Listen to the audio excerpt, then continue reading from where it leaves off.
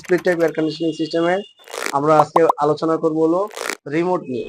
বিভিন্ন কাস্টমারের বাসায় বিভিন্ন রকম রিমোট দেখা যায়, কিন্তু বিভিন্ন রকম দেখা গেলেও এর রিমোট কিন্তু তোমার ফাংশন একই রকম। কথা বুঝতে পারছি? একই রকম, তবে কিছু কিছু সিমিলারিটি থাকে, কিছু কিছু ডিফারেন্ট কিছু তোমার ফাংশন থাকে। তো আমরা এই যে যে বাটনটা আছে, এই যে বাটন যেটা আছে, এই বাটনটা বোঝা যায় না এটা কি বাটন? এটা এটা কি বাটন বোঝা যায় কি? Power button. মানে এটা দিয়ে কি করা হয়? অন অফ করা হয়। আর এখানে তোমাদেরকে এর আগে কিন্তু আমরা টেম্পারেচার নিয়ে যখন আলোচনা করছিলাম, একটা এসির ভিতরে একটা রেঞ্জ টেম্পারেচার থাকে। সে রেঞ্জ টেম্পারেচার কত? 16 থেকে 30 ডিগ্রি সেলসিয়াস। মানে একটা এসির ভিতরে যে তোমার 16 থেকে 30 ডিগ্রি সেলসিয়াস তাপমাত্রা নিয়ন্ত্রণ রাখা যায়। মানে 16 ডিগ্রি সেলসিয়াস হলো সবচেয়ে ঠান্ডা বেশি, আর 30 ডিগ্রি সেলসিয়াস হলো সবচেয়ে ঠান্ডা কম। এর মধ্যে থেকে যার যেমন প্রয়োজন হয়। কিন্তু আরামদায়ক একটা তাপমাত্রা আছে। আরামদায়ক তাপমাত্রা কত?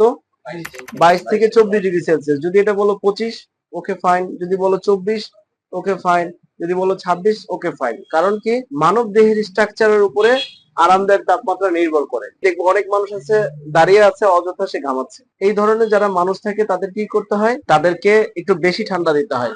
এখন তার 18তে তার আরামদায়ক। যে ব্যক্তিটা এখানে মধ্যে সবচেয়ে শুকনা কে আছে? শুকনা আছে এই যে ও যেমন ও আছে, তারপর যে পিছনে আমাদের ক্যামেরার পিছনে আছে হলো তাসিন। ওরা যদি ইয়েতে বসে, একটা এসি রুমে বসে, ওদের 25-26 ওদের ঠান্ডা লেগে যাবে। এর মানে শরীরের চর্বি যত বেশি থাকবে, গরম তত বেশি লাগবে, আর গরম যত বেশি লাগবে, ঠান্ডা তত বেশি লাগবে। আমাদের এই রেঞ্জ টেম্পারেচারটা নিয়ন্ত্রণ করা যায় এই যে দুইটা বাটন, এই দুইটা বাটন। এখানে প্লাস মাইনাস বাটন। টেম্পারেচারটা মনে করো যে বাড়ানো যায়, এটা দিয়ে মনে করো বাড়ানো যায়, যে দেখা যায় বাড়তেছে, তাই না? কত পর্যন্ত আসে? 31 পর্যন্ত। এই রিমোটে 31 আছে, বাট 30 পর্যন্তই সব বেসিতে থাকে। তারপর এখানে আছে কত? সর্বনিম্ন দেখো 16। তাহলে এই 16 থেকে 30 মোটামুটি সবগুলো এসিতে এই টেম্পারেচারটা রেঞ্জ টেম্পারেচার হিসেবে আমরা ধরি। রেঞ্জ টেম্পারেচার মানে কি? যে এত থেকে এত। ক্লিয়ার? আমাদের একটা বাটন চিনতে পারছি না সবাই? কোন বাটনটা চিনতে পারছি? পাওয়ার বাটনটা চিনতে পারবো।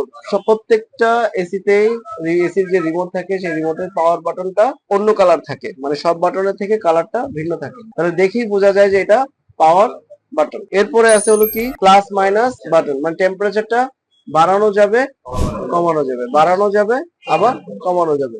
এখন দেখো আমরা একটু এই যে এসিতে পাওয়ার দিলাম, লাইন আসছে, তাই না? বন্ধ করলাম, চলে গেল।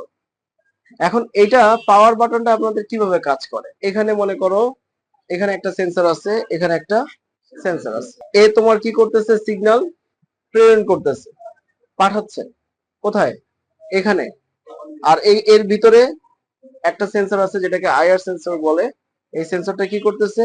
সেই সিগন্যালটা রিসিভ করতেছে। রিসিভ করার পরে ওই সেন্সরটা কি করতেছে? সিগন্যাল নেয়ার পরে মাইক্রো প্রসেসিং সিস্টেমে বা ইন্টিগ্রেটেড সার্কিট যেটা আছে বা আইসি, তার ভিতরে নিয়ে কি করতেছে? প্রোগ্রামটাকে তার সেট অনুযায়ী কমান্ড দিচ্ছে। যে যখন আমি যদি এখন পাওয়ার দিই, তাহলে সে পাওয়ারটাকে অন করে দিচ্ছে, কম্প্রেসারকে লাইন দিলে কম্প্রেসার দিচ্ছে, ফ্যানটাকে যদি আমি কমাই বাড়াই তাহলে কমাবে বাড়াবে, এভাবে সে কন্টিনিউয়াসলি কাজ করতে থাকে। এসির সবচেয়ে গুরুত্বপূর্ণ যে ফাংশনটা সেটা হলো মুড ফাংশন, MODE। তাহলে আমরা মুড ফাংশনটা আমরা যদি দেখি, মুড ফাংশনটা কি থাকে? এই একটা সাইন থাকে,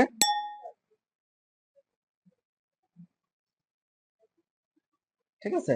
এই একটা সাইন থাকে, অথবা এটা লেখা থাকে অটো। এটা হলো অটো সাইন। এটা হলো কি? Auto sign. অথবা লেখা থাকবে কি? অটো। অটো মানে, অটো মানে হলো অটোমেটিক। অটো মানে কি? অটোমেটিক বা স্বয়ংক্রিয়। একটা এয়ার কন্ডিশনিং সিস্টেমে কুলিং এবং হিটিং দুইটাই থাকতে পারে। যেমন এটাতে যদি কুলিং এবং হিটিং দুইটাই থাকে, তো যেটা হয় শীতের সময় তুমি কি লাগবে? গরম লাগবে।